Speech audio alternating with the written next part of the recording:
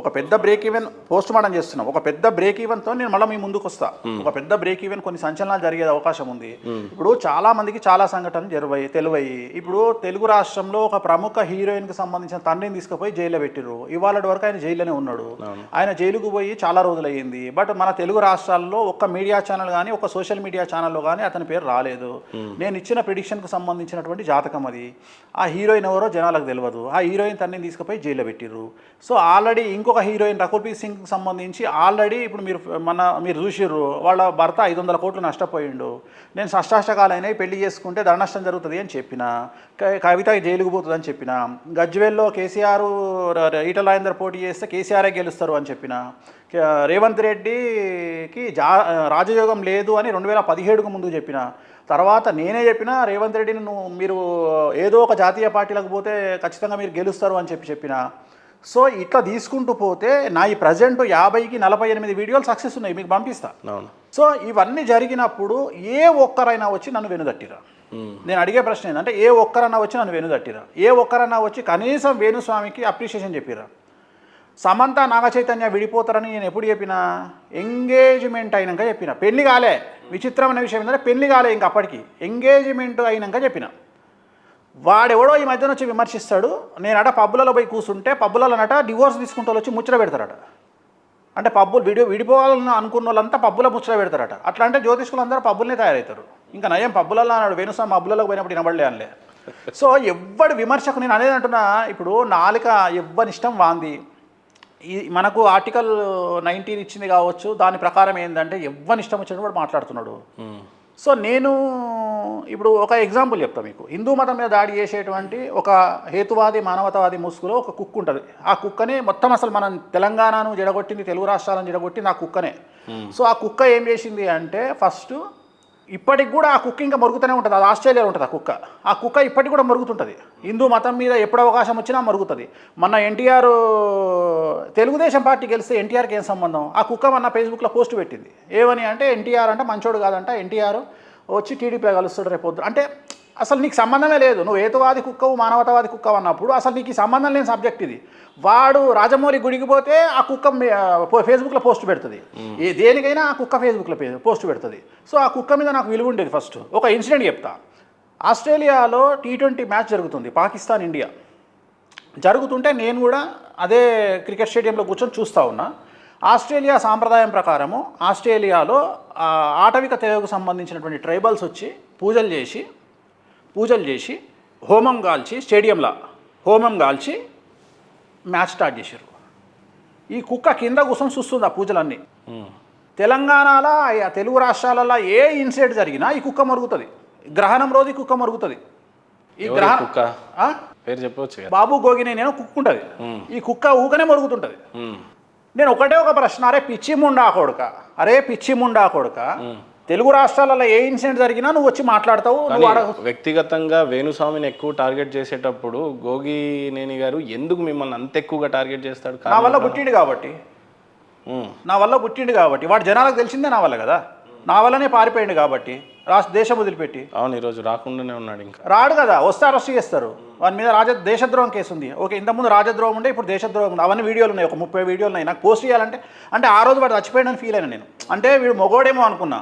జనరల్గా విధవాని మనం తెలంగాణలో ఎవరంటే పడదు పర్సనల్గా ఏమన్నా కక్ష ఏం లేదు, పర్సనల్ నా చెప్పుతో సమానం వాడు. ఇప్పుడు నేనేం ఫీల్ అవుతా అంటే అసలు మన తెలుగు రాష్ట్రాలను భ్రష్టు పట్టించిందే వాడు. ఎందుకంటే ప్రతి ఒక్కరికి ఇప్పుడు కొత్త ఫ్యాషన్ ఏమైపోయిందంటే ఫస్ట్ టార్గెట్ హిందూ మతం దేవుళ్ళు, నెక్స్ట్ ఎమ్మెల్యే టికెట్. ఆంధ్రాలో తెలంగాణలో ఈ పప్పులు ఉడకవు. ఆంధ్రాలో ఫస్ట్ మన తెలుగు ధనం మీద హిందూ మతం మీద దాడి చేయాలి. దాడి చేసేందుకు మూలకారకుడు వీడే. బిగ్ బాస్కు ఒక ముందు వీడు స్టార్ట్ చేసి అడావిడి చేస్తే బిగ్ బాస్లో వీడిని అరెస్ట్ చేయడానికి వస్తే హోటల్ నుండి డైరెక్ట్ రాత్రి లండన్కు పారిపోయి లండన్ నుండి పిఆర్ తీసుకొని ఆస్ట్రేలియాకి వెళ్ళిపోయిండు. ప్రజెంట్ భార్య సంపాదిస్తుంటే వీడు టార్నెట్ అనే ఏరియాలో సూపర్ మార్కెట్లో ఉండి వస్తువులు తీసుకురావడం తప్ప వాడు ఏం చేయడు. సరే, నేను ఎందుకు మాట్లాడుతున్నా అంటే ఇంత భ్రష్టు పట్టించిన వీడు ఆ రోజు స్టేడియంలో ఇంత పూజలు జరుగుతుంటే మన ఆస్ట్రేలియా దేశంలో మెల్బోర్న్ సిటీలో MCG క్రికెట్ గ్రౌండ్లో వీడు ఒక్క మాట మాట్లాడలే. నువ్వు మొగోను అయితే, నీ బ్లడ్ గ్రూప్ ఒకటే అయితే, నీ తండ్రి ఒక్కడే అయితే నువ్వేం చేయాలి? స్పందించాలా దాని మీద? స్పందించడం కాదు, పోయి ఆపాలే. ఆ, తెలుగు రాష్ట్రాలలో జరిగితేనే నేను అగ్రెసివ్గా పోతున్నా. అట్లాంటిది మీరు ఆస్ట్రేలియా మెల్బోర్న్ క్రికెట్ స్టేడియంలో క్రికెట్ ఆడడానికి వచ్చిన పాకిస్తాన్ ఇండియా మ్యాచ్కు మీరు హోమం కాల్చి పూజలు చేస్తున్నారు అంటే వీడు అక్కడ అడ్డం పడాలి. కానీ ఏమవుతుంది? చూర చేస్తారు బొక్కలు. అందుకని వీనికి ఏకాచమే పడ్డది. ఏకాచమే అంటే తెలుసు కదా, సింగిల్ పడ్డది. పడంగానే వీడు సప్పుడేగా కూర్చొని స్టేడియంలో ఎంజాయ్ చేసి ఇంటికి వచ్చేసిండు. కానీ అదే హైదరాబాద్లో గ్రహణం పట్టంగానే మాత్రం వీడు ఆడ కూర్చొని గ్రహణానికి మెసేజ్ పెడతాడు. అప్పుడు అర్థమైంది, ఓహో వీడు వేదవా, వీడు రండా. తెలంగాణ మనం రండా వెడవా అని ఎవరిని అంటాము అంటే పెన్లా మీద బతికేటోని, పెన్లాం చచ్చిపోయినోని అంటాం. ఈ రెండిట్లలో వీడు ఒకటి అంటే పెన్లా మీద బతికేటోడు కాబట్టి ఆ రోజు చచ్చిపోయిన వాడు నా దృష్టిలో. సో ఇట్లా ఎవ్వడు ఇట్లా వీడు ఏం చేసి వీడిని చూసి ఇంకొకటి వచ్చాడు పాపం ఆయన చనిపోయిండు. ఆయన పేరే కత్తి మహేష్. సేమ్ వీడిని చూసి వీడు ఆయన రెచ్చగొట్టిండు కత్తి మహేష్ను. అరే మన ఇద్దరం కలిసి 2019లో ఆంధ్రప్రదేశ్ నుండి మనం టికెట్ తెచ్చుకుందాం ఎమ్మెల్యేగా, మనం జనాల్లో సడన్గా మనం ఫేమస్ అవుదాము అని. ప్రతి ఒక్కని కాన్సెప్ట్ ఒకటే. తెలుగు మధ్య కాలంలో చాలా మంది దేవుళ్ళు లేరు అని చెప్పి బయలుదేరుతున్నారు స్వామి. బయలుదేరి ఎక్కడికి వస్తారు? బిగ్ బాస్కి వస్తారు. లేకపోతే రాజకీయాల్లోకి వచ్చి ఎమ్మెల్యే టికెట్ అడుగుతున్నారు. ఇక నేను పేర్లు తీసుకొని ఇప్పుడు ఆంధ్రప్రదేశ్లో కూడా మన ఎమ్మెల్యే టికెట్ ఆశించిన ఒక వ్యక్తి భంగపడ్డాడు. నేను పేర్లు చెప్పా. మొత్తం టికెట్ అనౌన్స్మెంట్ అయినాక లాస్ట్ మూమెంట్లో బ్రాహ్మణ కమిటీలు బీజేపీ సంఘాలు వచ్చి గొడవ చేయడం వల్ల అతనికి టికెట్ నిరాకరించారు. సో ఈ ప్రతి ఒక్కరిని టార్గెట్ ఏమైంది అంటే బిగ్ బాస్కు పోవాలన్నా, రాజకీయాల్లోకి రావాలన్నా హిందూ మతాన్ని టార్గెట్ చేయాలి. ఎందుకంటే చాలా తొందరగా వస్తుంది. స్వామి, నా ప్రశ్న చాలా సూటిగా అడగనివ్వండి మిమ్మల్ని. మీకు వచ్చినటువంటి విద్య ఏదైతే ప్రిడిక్షన్ గురించి చెప్తున్నారో మీరు, అది కేవలం మీరు సంపాదించుకోవడానికి ఉపయోగపడుతుందా, లేదా హిందూ ధర్మరక్షణ కోసం వేణుస్వామి చేసినటువంటి ఏమైనా ఉందా?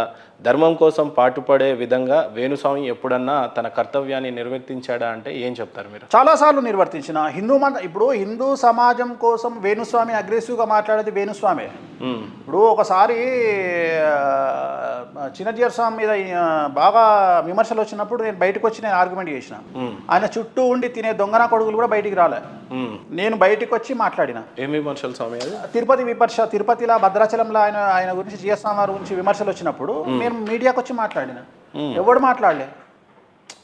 జిఎస్ స్వామి వారు పైన తిరుపతి కొండ మీద దహనం చేయొద్దు డెడ్ బాడీలను అని కామెంట్ చేశారు. కామెంట్ చేసినప్పుడు చాలా మంది వచ్చి అట్లా చేయొద్దు డెడ్ బాడీలను అంటే, ఇప్పుడు సపోజ్ మనం జనరల్గా బేసిక్గా చెప్పాలంటే మన ఇంటి పక్కనో మన ఇంటి ముందరనో డెడ్ బాడీ ఉన్నప్పుడు మనం ఇంట్లో ఏదైనా అన్నం తినడానికి ఆలోచించామా? ఇక మరి నేను డెడ్ బాడీ పక్క అన్నం పెట్టుకొని తింటా అంటే ఇక ఏమంటారు? సో అట్లాంటి విమర్శలు నేను బయటకు వచ్చి మాట్లాడిన, నేను చేసిన. సో నేను చాలా ఫేస్ చేసిన వ్యక్తిగతంగా. అంటే ఒకటండి, ఇప్పుడు హిందూ మతాన్ని జ్యోతిష్యాన్ని వేరు చేసి చూస్తారా మీరు? రెండు ఒకటే కదా.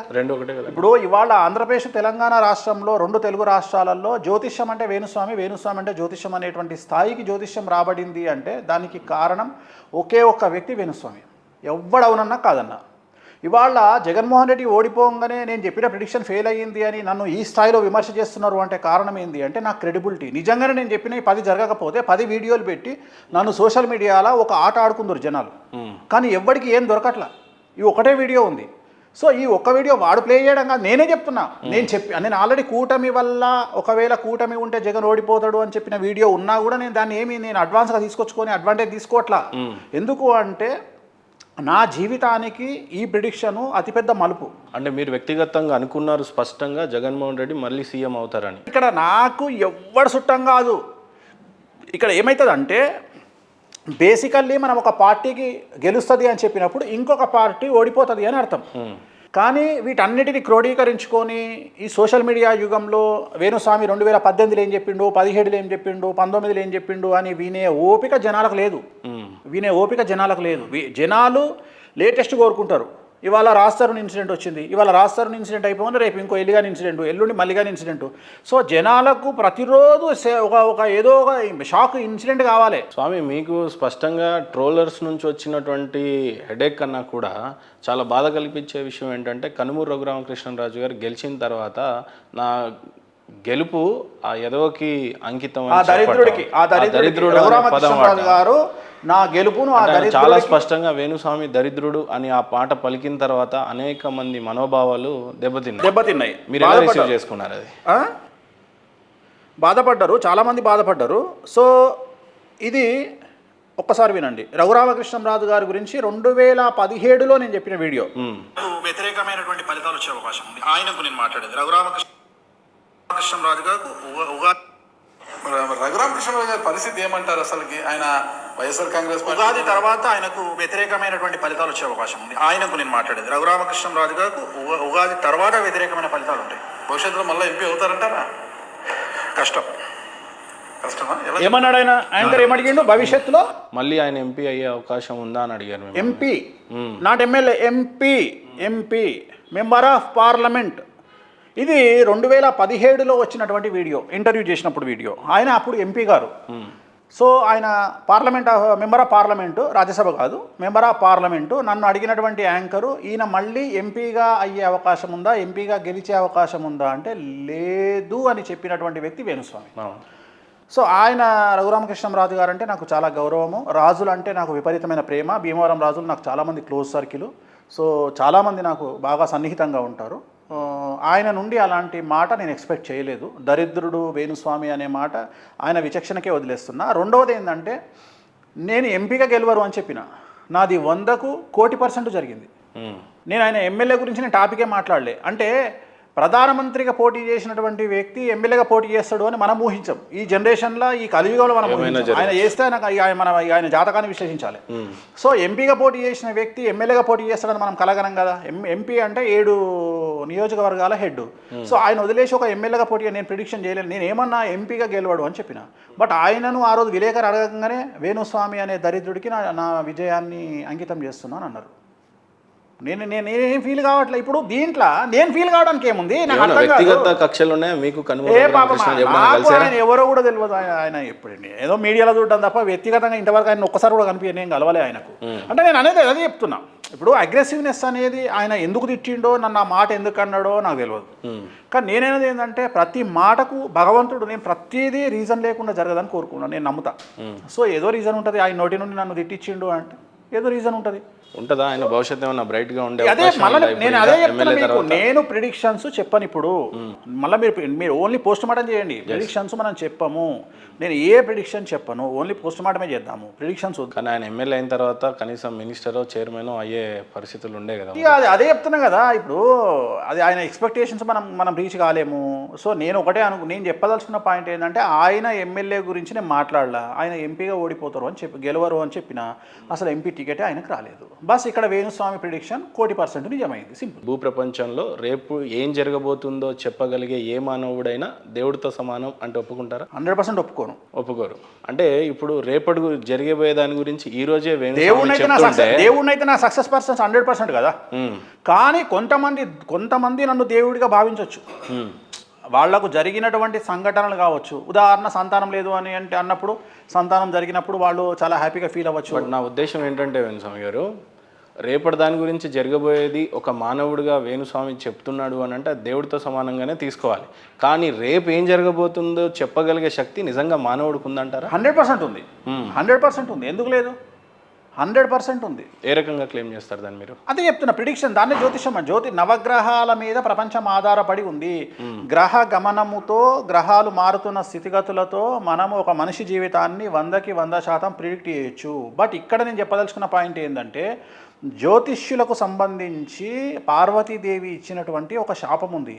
ఒకరోజు గురువు శుక్రుడు ఇద్దరు పోయి పార్వతీదేవి కోసం వెయిట్ చేస్తున్న సందర్భంలో, పార్వతీదేవి అమ్మవారు స్నానం చేస్తున్న సందర్భంలో వీళ్ళిద్దరూ ఉన్న దగ్గర ఉండకుండా ఈ గురుగ్రహము శుక్రగ్రహం రెండు ఏం మాట్లాడుకుంటాయంటే, అరే అమ్మగారికి ఎక్కడెక్కడ పుట్టుమచ్చలు ఉన్నాయో నీ తెలివిని ఉపయోగించి చెప్పురా అని చెప్పేసి గురువు శుక్రుడు ఇద్దరు మాట్లాడుకుంటున్న సందర్భంలో అమ్మవారు పార్వతీదేవి బయటకు వచ్చి, చివరికి మీ విద్యను నా మీదనే ప్రదర్శిస్తారా మూర్ఖులారా అని చెప్పేసి మీరు చెప్పే దాంట్లో 8% సక్సెస్ రేట్ ఉండదు అని చెప్పిస్తుంది.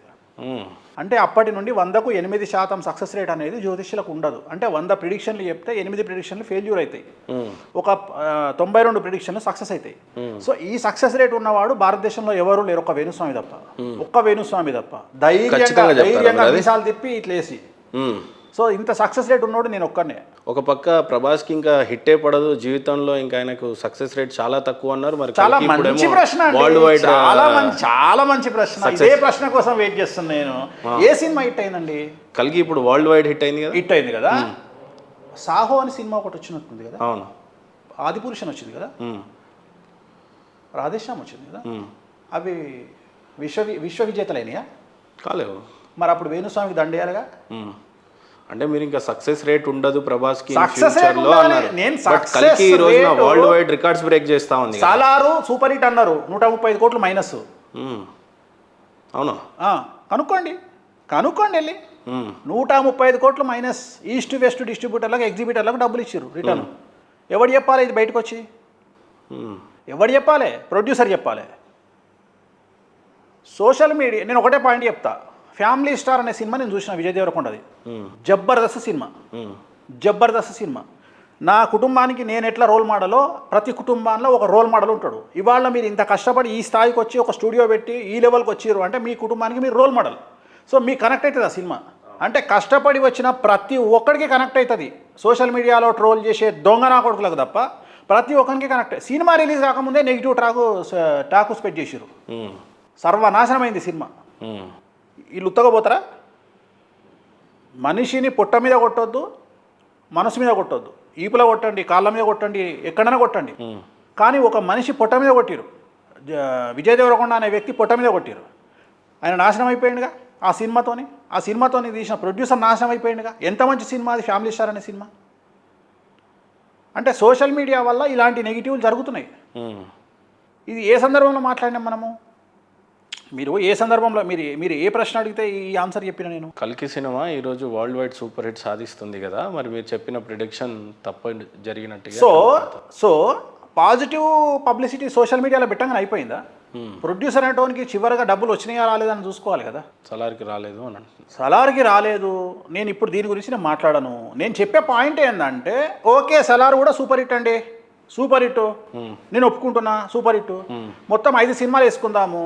5 సినిమాలలో Radhe Shyam disaster, Adipurush disaster, Saaho disaster. మరి 3 సినిమాలు ఫెయిల్ అయినప్పుడు నాకు ఎందుకు మీరు కిరీటం పెట్టలే? నేను అడిగే ప్రశ్నకు ఆన్సర్ చెప్పండి.